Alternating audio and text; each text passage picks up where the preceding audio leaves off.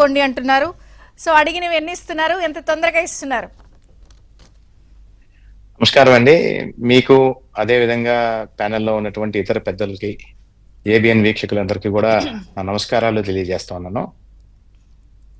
Bharatiya Janata party NDA ప్రభుత్వం ఒక నిర్దిష్టమైన లక్ష్యంతో 2047 తోటి వికసిత్ భారత్ అన్న ఒక విజన్ తోటి ఈ దేశ అభివృద్ధి కోసం అన్ని పార్టీల్ని కలుపుకొని, ముఖ్యంగా భాగస్వామ్యమైనటువంటి తెలుగుదేశం లాంటి ఒక కీలకమైన భాగస్వామ్యంతో కలిసి ఈ దేశాన్ని అభివృద్ధి కోసం, దానిలో భాగంగా మన రాష్ట్రం కోసం ప్రత్యేకమైనటువంటి దృష్టి పెట్టి ఎన్నో కార్యక్రమాలను ముందుకు తీసుకెళ్తా ఉంది.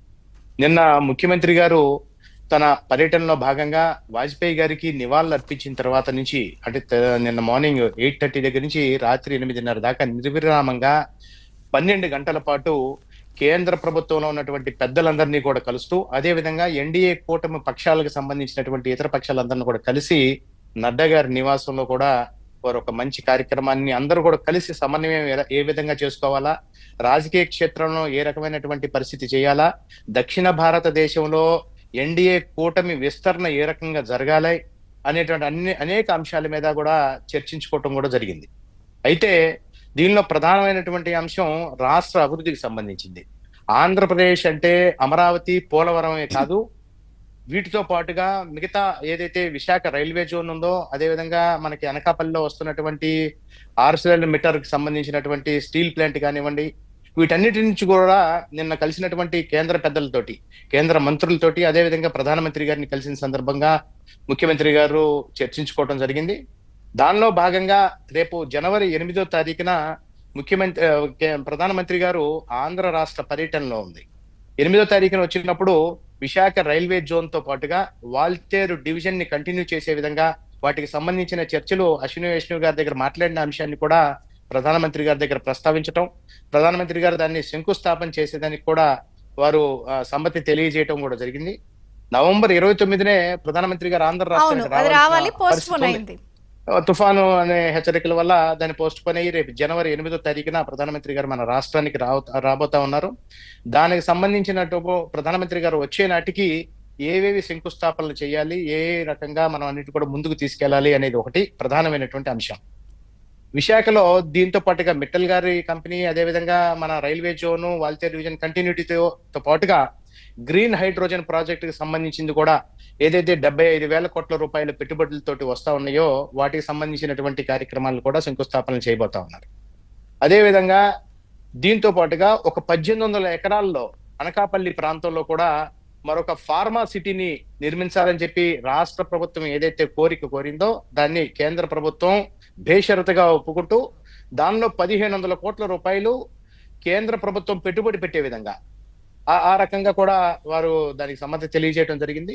ఈ రకంగా రాష్ట్ర అభివృద్ధి కోసం ఒక నిర్దిష్టమైన లక్ష్యంతో రాష్ట్ర ప్రభుత్వం ఏ రకంగా అయితే వచ్చిందో, కేంద్ర ప్రభుత్వం అన్నిటికీ కూడా సానుకూలంగా ప్రతిస్పందించి రాష్ట్ర అభివృద్ధి కోసం పోవాలి అన్న ఒక సదుద్దేశంతో నిన్న జరిగినటువంటి మీటింగ్ జరిగింది.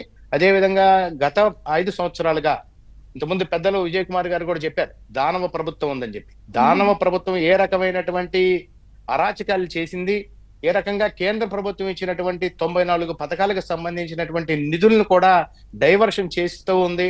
కొన్నిటిని నిర్లక్ష్యంతో అసలు కొన్ని నిధులు కూడా తీసుకోకుండా వదిలేసినటువంటి సందర్భాలు ఉన్నాయి.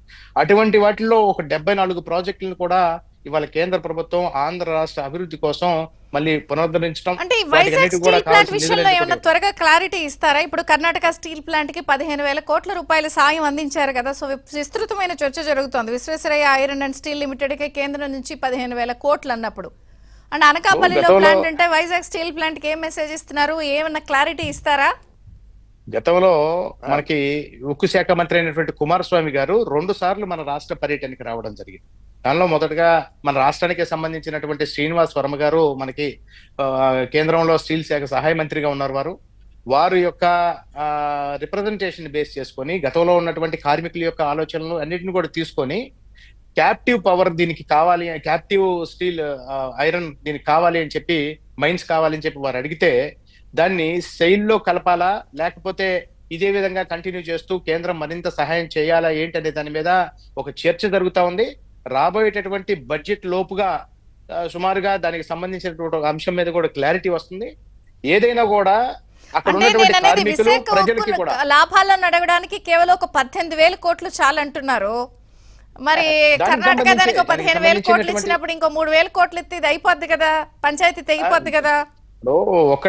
ఒకే రాష్ట్రం మీద పూర్తిగా ఒకటేసారి పెట్టుబడి పెట్టేదానికి ఇంతకుముందు పెద్దలు పుల్లారావు గారు కూడా చెప్పారు. దేశం యొక్క ఆర్థిక పరిస్థితి కూడా, లిక్విడిటీ ఆఫ్ ఫండ్స్ ఇవాళ దేశ స్థాయిలో ఆ రకంగా ఎట్లా పడితే అట్లా ఇచ్చే పరిస్థితి లేదు. కానీ దాని మీద పరిశీలిస్తున్నారు. ఇప్పుడు దాని మీద నేను కామెంట్ చేయడం కరెక్ట్ కాదు, కానీ స్వయంగా కేంద్ర మంత్రి గారు మన రాష్ట్రంలో పర్యటన సందర్భంగా వారు చెప్పినటువంటి మాట, ఇక్కడ ఏదైతే కార్మికుల యొక్క రిక్వెస్ట్ ఉందో దాన్ని ఖచ్చితంగా నెరవేర్చే విధంగానే చేస్తాము. రాబోయేటటువంటి రోజుల్లో బడ్జెట్ అలాట్మెంట్స్ లో కూడా దానికి సంబంధించి ఏ రకంగా చేయాలి, లేదా క్యాప్టివ్ మైన్స్ ఏ రకంగా దీనికి ఇవ్వాలి, లేదా దీన్ని తీసుకెళ్లిపోయి మరో దానిలో కలుపుతూ